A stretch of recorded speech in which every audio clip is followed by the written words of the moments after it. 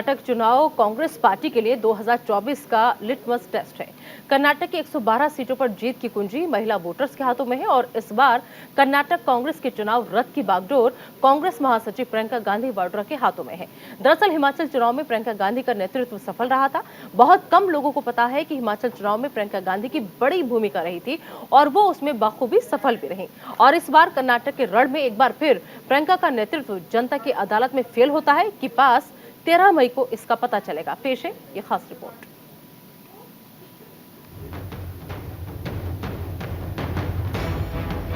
आपको कैसे मालूम होगा कि ये प्रियंका कुछ सच बोल रही है या ये भी दूसरों की तरह ऐसे ही बोल रही है जो भी मन में आए।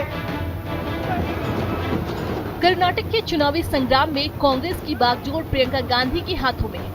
इसकी एक वानगी देखने को मिली आज। साउथ बेंगलुरु सीट पर प्रियंका गांधी की विशाल जनसभा हुई, जहां बारिश के बावजूद हजारों लोग प्रियंका को सुनने पहुंचे थे। इस चुनावी जनसभा में प्रियंका गांधी ने भारतीय जनता पार्टी पर जमकर हमला बोला। प्रियंका गांधी ने कहा कि जनता की जागरूकता के दबाव से आखिरकार आज पीएम मोदी मुद्दों पर बात करते देखे जा रहे हैं और अब यही जनता उन्हें 10 तारीख को आईना भी दिखाएगी। मंच से बड़े ही शाराना अंदाज में प्रियंका ने पीएम मोदी पर तंज कसते हुए कहा कि तू इधर उधर की बात न कर, ये बता कि काफिला क्यों लूटा। मुझे रहजनों से गिला नहीं, तेरे रहबरी का सवाल है। और जब जब मुश्किलें आई तो नेता नहीं आए आपकी मदद के लिए। जो बीजेपी के नेता है वो लालच और सत्ता और लूटने में इतने परेशान रहे, इतने व्यस्त रहे कि आपकी समस्याओं को पूछा नहीं। तो ये आप ही का अनुभव है और जब तक आप जागरूक रहेंगे और आपकी जागरूकता आपके अनुभव को पहचानेगी और नेताओं की सच्चाई पहचानेगी और ये देखेगी कि भाई चुनाव के समय ये नेता तो आकर हमारी काम की बात कर गया, उसने कहा कि महंगाई बढ़ गई है, ये स्कीम लाएंगे या शिक्षा के संस्थान बनाएंगे या इंडस्ट्रियल हब बनाएंगे, लेकिन वो जो नेता है वो आया, उसने धर्म की बातें कर ली, उसने आतंकवाद की बातें कर ली, लेकिन हमारी बात नहीं की। तो आप पहचानो, जब आप पहचानेंगे तो आप गलती नहीं करेंगे।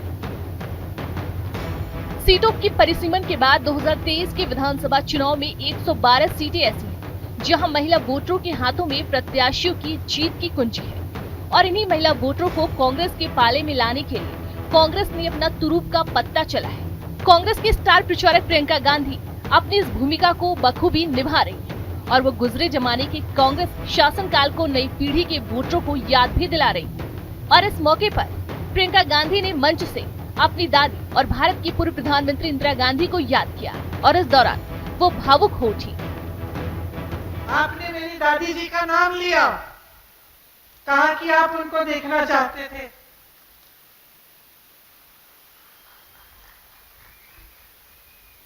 और आप सब भी अगर आज यहाँ आए हैं मुझे देखने, तो कहीं ना कहीं मन में ये बात होगी कि एक समय में इंदिरा जी ने बहुत अच्छे काम किए थे।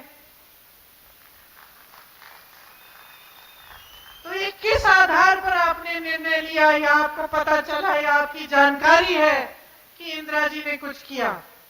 क्योंकि आपका जनता का आपसे पहले जो पीढ़ियों का वो अनुभव रहा। उन्होंने देखा कि जब हमारी समस्या होती थी तो इंदिरा जी आती थी, हमारी बातें सुनती थी, समस्या को हल करने की कोशिश करती थी। कांग्रेस की सरकारों ने इतनी सारी स्कीमें दी। उस समय अन्न भाग्य में अगर हमें चावल मिलती थी तो खाने लायक थी, आज खाने लायक ही नहीं है। उस समय अगर इतने किलो थी तो आज कम मिल रही है। तो ये सारी चीजें जो है ये आप ही के अनुभव की बातें हैं। ये कोई नेता आपको नहीं समझा सकता कि आपका जीवन कैसा चल रहा है, पिछले 3.5 सालों में क्या तरक्की हुई कि नहीं हुई। कुल 34 जिले ऐसे हैं जहां इस बार महिलाओं का वोट बढ़ा है। इनमें से कई विधानसभा सीटें ग्रामीण इलाकों में हैं, जहां कांग्रेस का वोट बैंक बीजेपी के शहरी वोट बैंक से कहीं बेहतर स्थिति में है। महिला मुखिया को 2000 रुपए और सरकारी बसों में फ्री टिकट। कर्नाटक कांग्रेस महिला वोटरों को अपने पाले में लाकर कर्नाटक में सरकार बनाने की कवायद में जुट गई है। Bureau report. News India. चलिए आगे बढ़ते हैं। अगली खबर दिल्ली से। दिल्ली एक्साइज पॉलिसी मामले को लेकर दिल्ली सरकार में मंत्री आतिशी ने बीजेपी पर बड़ा हमला बोला है। दिल्ली सरकार में मंत्री आतिशी ने प्रेस कॉन्फ्रेंस कर कहा कि कोर्ट में यह साबित हो गया कि आप सबसे ईमानदार पार्टी है, क्योंकि ईडी 30 करोड़ रुपए की रिश्वत के कोई सबूत नहीं रख पाई। देखिए ये रिपोर्ट।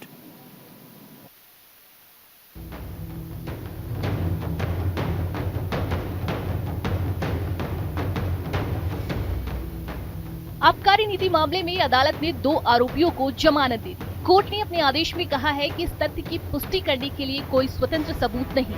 आम आदमी पार्टी का कहना है कि अब कोर्ट ने भी कहा है कि रिश्वत या मनी लॉन्ड्रिंग का कोई ठोस सबूत नहीं। हम शुरू से ही कह रहे थे कि पूरा शराब घोटाला ही फर्जी है और इसका मकसद सिर्फ आम आदमी पार्टी को बदनाम करना है। दिल्ली एक्साइज पॉलिसी मामले में मंत्री आतिशी ने कोर्ट के फैसले का हवाला देते हुए बीजेपी पर बड़ा हमला बोला। आतिशी ने राउज एवेन्यू कोर्ट के फैसले का हवाला देते हुए कहा कि इस मामले में गिरफ्तार 2 लोगों को जमानत मिल गई है। आप सरकार में मंत्री आतिशी ने कहा कि कोर्ट ने 85 पेज का आदेश दिया है। उन्होंने कहा कि कोर्ट का ये आदेश साफ कर देता है कि 100 करोड़ तो छोड़िए, 30 करोड़ छोड़िए, एक नए पैसे के भ्रष्टाचार का सबूत ईडी और सीबीआई के पास नहीं है। जो पहला आरोप है कि 100 करोड़ का घोटाला हुआ, 100 करोड़ की रिश्वत किकबैक के तौर पर शराब कारोबारियों द्वारा आम आदमी पार्टी को, दिल्ली सरकार को दी गई। इस किकबैक देने में एक शराब कारोबारी गौतम मल्होत्रा जी भी शामिल थे, ऐसा भारतीय जनता पार्टी भी कहती थी, ऐसा सीबीआई भी कह रही थी, ऐसा ईडी भी कह रही थी। लेकिन कल कोर्ट ये स्पष्ट तौर से कहता है कि रिश्वत देने का, एक नए पैसे की भी रिश्वत देने का कोई भी सबूत कोर्ट के सामने नहीं रखा गया है। ईडी के पास कोई भी सबूत नहीं। तो ईडी की कहानी शुरू होती है 100 करोड़ रुपए से।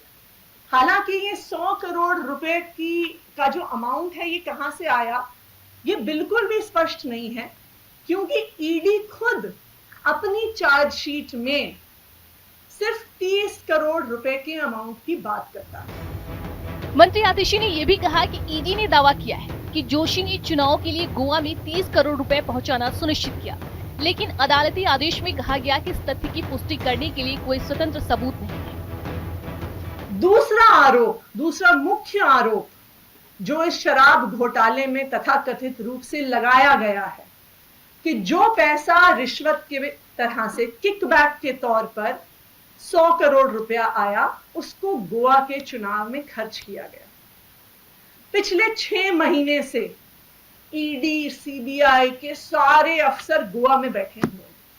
उन्होंने आम आदमी पार्टी के साथ काम करने वाले हर वेंडर के ऑफिस में छापा मार दिया, हर वेंडर को पूछताछ के लिए बुलाया, कभी गोवा में बुलाया, कभी दिल्ली में बुलाया।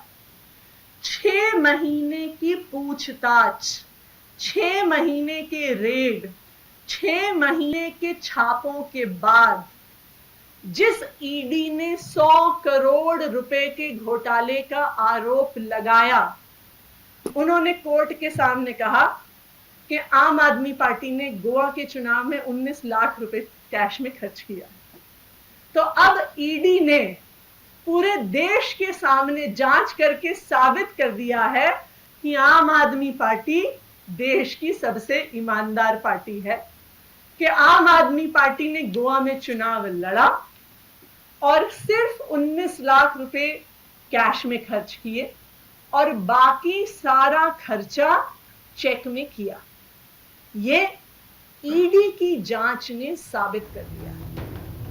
साथ ही उन्होंने कहा कि इस आदेश से साबित होता है कि आम आदमी पार्टी सबसे ईमानदार पार्टी है। बीजेपी के लोग चिल्ला रहे थे कि घोटाला हुआ है, लेकिन क्या अब वे माफी मांगेंगे और स्वीकार करेंगे कि कोई घोटाला नहीं हुआ? Bureau report, news India.